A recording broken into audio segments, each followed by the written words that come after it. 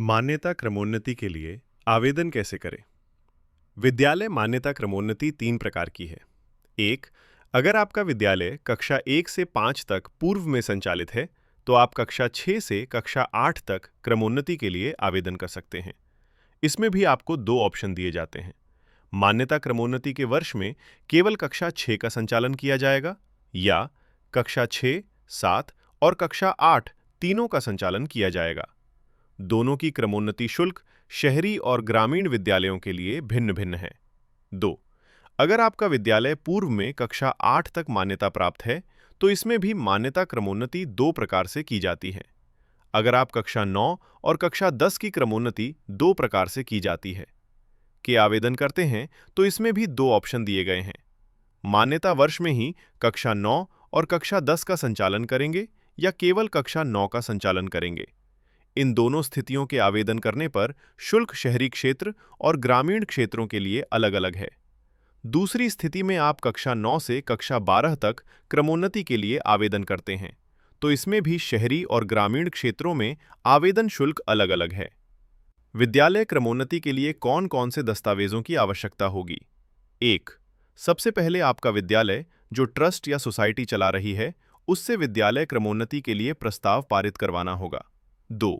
आपको उस भूमि के स्वामित्व 2 संबंधित दस्तावेज अपने पास रखने होंगे जिस भूमि पर विद्यालय क्रमोन्नति के लिए आवेदन किया जाना है, जैसे भूमि का पट्टा, भूमि का किरायनामा, भूमि की जमाबंदी इत्यादि। किरायनामा रजिस्ट्रार विभाग से बना होना चाहिए। 3.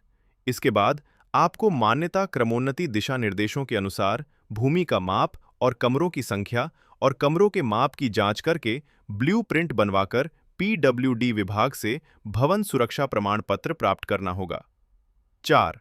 इसके बाद आपको ट्रस्ट या सोसाइटी की नवीन कार्यकारिणी की आवश्यकता होगी, जो 2 वर्ष से अधिक पुरानी नहीं होनी चाहिए, अर्थात चुनाव प्रक्रिया पूर्ण होनी चाहिए और कार्यकारिणी में विभागीय प्रतिनिधि का नाम होना चाहिए। सदस्यों की संख्या 15 से कम नहीं होनी चाहिए। 5. इसके बाद आपको आपके विद्यालय भवन के लिए फायर सेफ्टी प्रमाण पत्र जारी करवाना होगा। 6. सभी दस्तावेजों की 512 किलोबाइट की पीडीएफ फाइल बनानी होगी। 7. उसके बाद आपको पीएसपी पोर्टल पर अपने विद्यालय लॉगिन आईडी और पासवर्ड से लॉगिन करना होगा। 8. लॉगिन करने के बाद सबसे पहले आपको एकीकृत मान्यता मॉड्यूल को पूरा करना होगा। इस मॉड्यूल में 3 स्टेप में काम होगा। सबसे पहले स्कूल प्रोफाइल लॉक करनी होगी। लॉक करने के बाद स्कूल प्रोफाइल पर जो रेड निशान दिखाई दे रहा था, वो अब ग्रीन हो जाएगा। जब तक आप स्कूल प्रोफाइल लॉक नहीं करेंगे, तब तक अगली स्टेज पर नहीं जा सकेंगे। दूसरी स्टेज में सोसाइटी विवरण भरना होगा। इस विवरण को भरने से पहले आपके पास ट्रस्ट या सोसाइटी के अध्यक्ष, सचिव और कोषाध्यक्ष का आधार कार्ड और मोबाइल नंबर होने चाहिए और सोसाइटी पंजीयन की कॉपी भी होनी चाहिए। जैसे ही आप इसको पूरा भरकर लॉक करेंगे, इसका जी रेड निशान था, वो अब ग्रीन हो जाएगा। इसके बाद आप एकीकृत मान्यता मॉड्यूल की तीसरी स्टेप में पहुंच जाएंगे। इसमें आपको पूर्व की सभी मान्यताओं की जानकारी एक-एक करके अलग-अलग भरनी है और मान्यता आदेश की पीडीएफ फाइल अपलोड करनी है।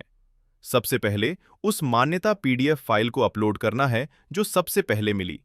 इसी क्रम में आगे सभी मान्यताएं अपलोड करनी होगी। इस प्रकार आप तीसरी स्टेप को पूरा कर लेंगे और इसको लॉक करना होगा। लॉक करने के बाद तीनों स्टेप पर ग्रीन निशान हो जाएगा। इसके बाद आप मान्यता क्रमोन्नति के लिए आवेदन कर सकेंगे।